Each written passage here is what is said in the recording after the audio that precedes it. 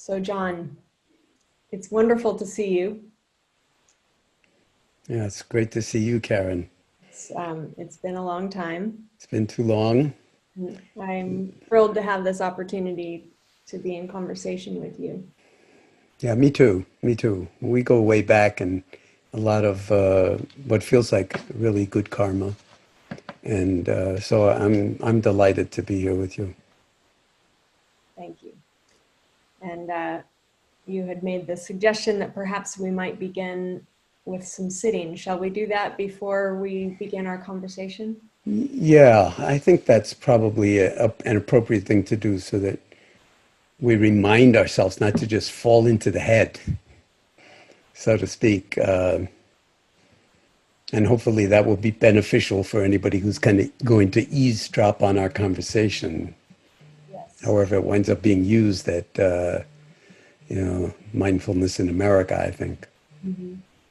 So why don't we just take a few moments and actually drop into silence and to whatever degree possible, a kind of embodied realization that we're already present and that it's possible to take up residence in this spaciousness of our awareness.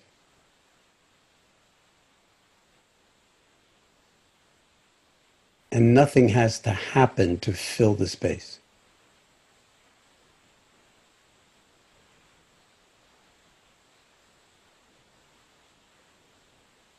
We can simply be fully present, attending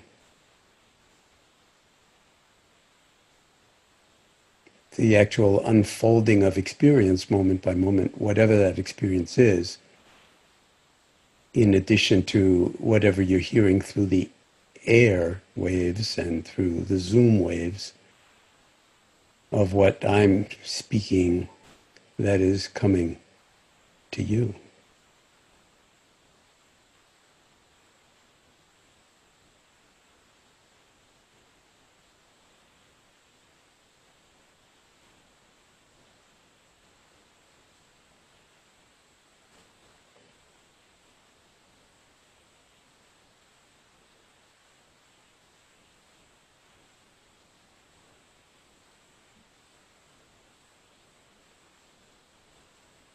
And just to remind ourselves, or anybody who's going to be hearing this, that um, the awareness that we're experiencing by virtue of being here is coming to us through our various senses.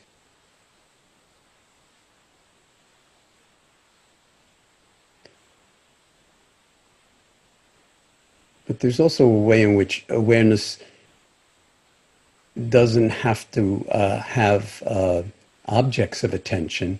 It could be objectless or choiceless. And whatever arrives in the field of our awareness is met and seen and known without any disturbance.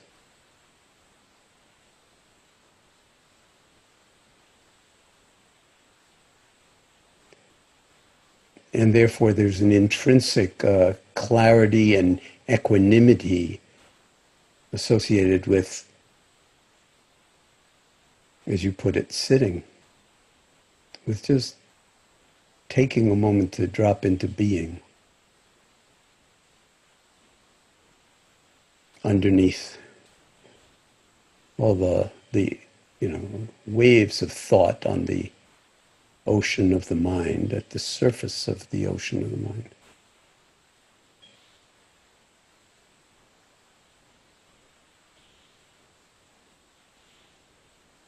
And whether it's one in-breath and one out-breath, or a half an in-breath, if that's all you allow yourself.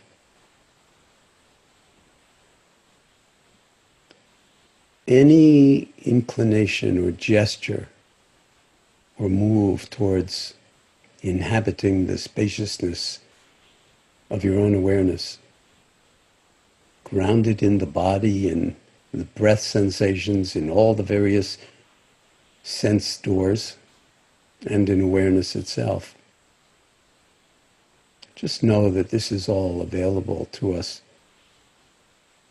literally 24/7, and certainly in all waking hours, as we say.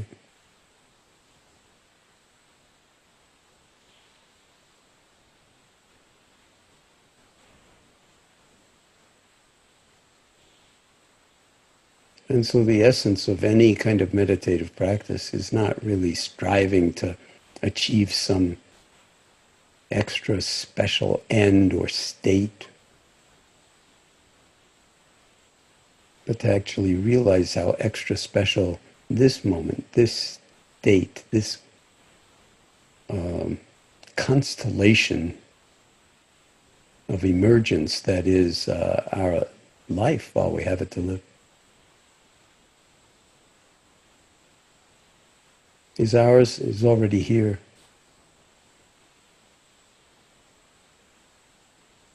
And is already, in some sense, good enough, a place to reside, a place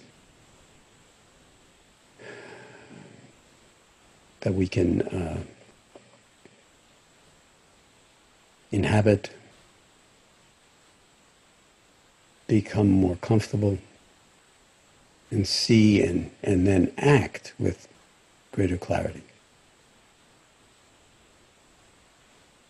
Out of the deepest human elements of goodness that manifest as you and as nobody else on this planet.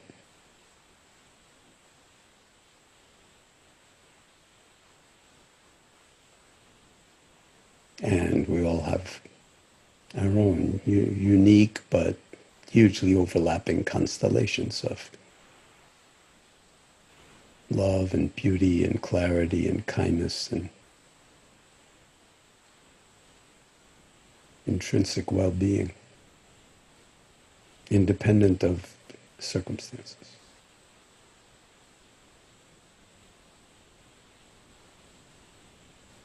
So I've used a lot of words, but that can actually just all happen in 1/2 an in-breath. Because when you let go of the words, then it's simply what is unfolding in this moment. And there's a lot of freedom in this. There's a lot of liberative potential for us to get out of our own way, or another way to put it is find out what our true way might really be, so that we can live in accordance with it while we're alive, while we have time. So let's just dive right into the conversation, affirming in some sense, if you don't mind my putting it this way, that the conversation itself will be part of the meditation. Because ultimately, life is the meditation practice if you understand things this way. And there's something insanely, I think, not only beautiful, but infectious about that. And in the time when we're dealing with the infectivity of a really horrible and highly lethal for some people and highly communicable disease, epidemic, pandemic, it's really important to remember that there are a lot of positive ways in which we can help each other to transform, that will ultimately transcend whatever our course is going to be with this virus before it is behind us, and use it as an opportunity for learning and for growing and in some ways for healing and for cultivating the kind of wisdom that I was trying to invite or suggest or point to in the guided meditation. And I'll just point out, and I know you're going to revisit this or visit this theme, is that there is no end or beginning to meditation practice, as certainly my colleagues and I see it. And and so life really is the curriculum.